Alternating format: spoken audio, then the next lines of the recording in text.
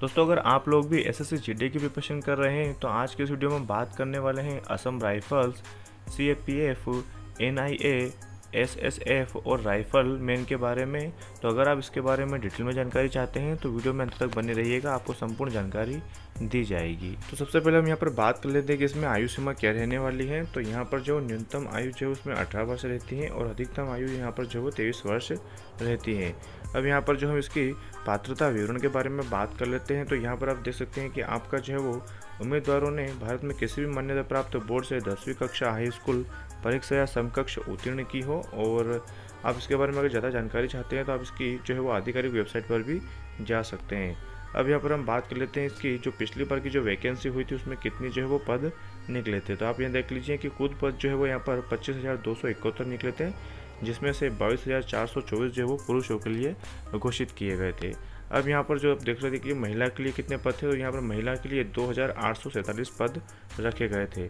अब यहाँ पर हम इसकी परीक्षा की बात कर लेते हैं कि आपके एग्ज़ाम जो वो किस तरह से होने वाले हैं। लेकिन दोस्तों उससे पहले हम एक इम्पोर्टेंट बात कर लेते हैं जो कि आपके बहुत ही काम आने वाली है।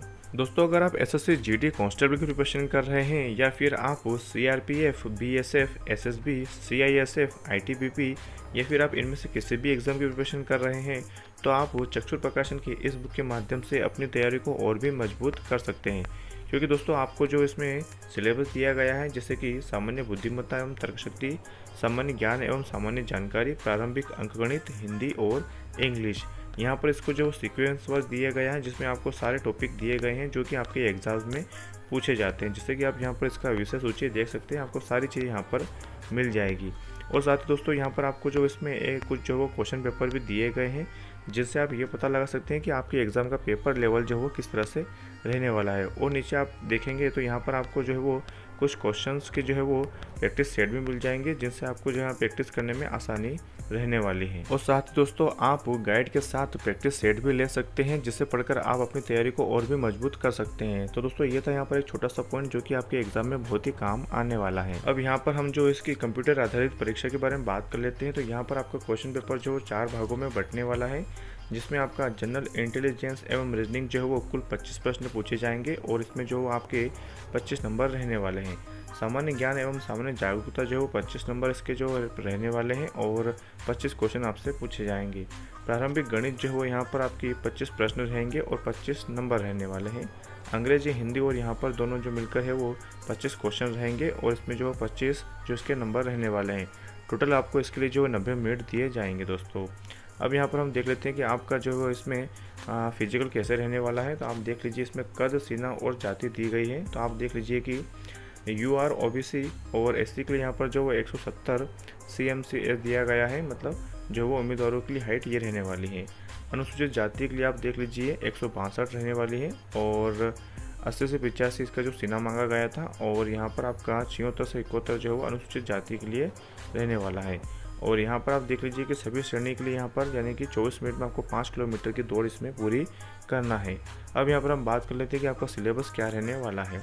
तो सिलेबस में यहाँ पर दोस्तों आप देख लीजिए कि जनरल इंटेलिजेंस एवं रीजनिंग में जो कौन कौन से टॉपिक रहने वाले हैं, तो आप इसका स्क्रीनशॉट ले लीजिए जिससे आपको ये सारे टॉपिक बाद में पढ़ने में आसानी रहने वाली है। उसके बाद आप यहाँ देख सकते हैं कि सामान्य ज्ञान और सामान्य जागरूकता के लिए इसमें जो कौन कौन से टॉपिक रहने वाले हैं इसके बारे में भी आप अच्छे से पढ़ लीजिएगा। अब यहाँ पर हम देख लेते हैं कि आपका जो है वो अगला क्या रहने वाला है। तो इसमें आपका जो प्रारंभिक गणित जो है वो देख लीजिए कि प्रारंभिक गणित में जो आपको कौन कौन से क्वेश्चंस मतलब किस किस टॉपिक से आपसे पूछा जाएगा, तो ये वाला जो आप स्क्रीनशॉट यहाँ पर देख लीजिएगा। इसी तरह आप अंग्रेजी का भी देख लीजिए आपको क्या क्या यहाँ पर पूछने वाले हैं। हिंदी में भी आप देख लीजिए कि आपका हिंदी का जो सिलेबस क्या रहने वाला है। अब यहाँ पर हम देख लेते हैं कि आप जो है इसका ऑनलाइन आवेदन जो है वो कैसे भर सकते हैं, मतलब आप फॉर्म कैसे भर सकते हैं। तो इसके लिए आपको ये सारी स्टेप जो फॉलो करनी होगी जिससे आप यहाँ पर फॉर्म भर पाएंगे। तो दोस्तों ये थी यहाँ पर छोटी सी जानकारी। आई होप आपको समझ में आ चुकी होगी। अगर आपको लगता है कि इसमें कुछ भी मिसिंग है तो आप हमें कमेंट बॉक्स में ज़रूर बता दीजिएगा, हम वहाँ पर आपका आंसर देने की कोशिश करेंगे। और दोस्तों अगर आप किसी भी वैकेंसी के बारे में डिटेल में जानकारी चाहते हैं या किसी भी एग्जाम के बारे में पहले अपडेट चाहते हैं तो आप हमारे चैनल को सब्सक्राइब कर लीजिए और नोटिफिकेशन बेल को ऑन कर लीजिए ताकि आपको आने वाले वीडियो की नोटिफिकेशन मिलती रहे। तो मिलते हैं दोस्तों अगले वीडियो में एक नए टॉपिक के साथ।